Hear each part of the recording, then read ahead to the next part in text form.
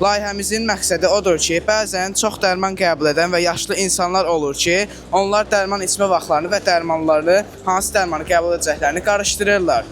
Mən Şəki şəhər 5 nömrəli tam orta məktəbin 8C sinif şagirdi Mustafazadə Ömər. Bu dərman içmə vaxtı yaxınlaşdıqda, yəni dərman içmə vaxtı gələndə həm LED lampalar vasitəsilə işıq verir, həm buz zerdən səs yayır, həm də görmə engelli insanlar üçün vibrasiya funksiyası var. Vibrasiya funksiyası da, yəni ki, o əlin toxunu hiss eləyir. Baxın, əlinizi toxunun, hiss eləyəsiniz ki, bu vibrasiya edir.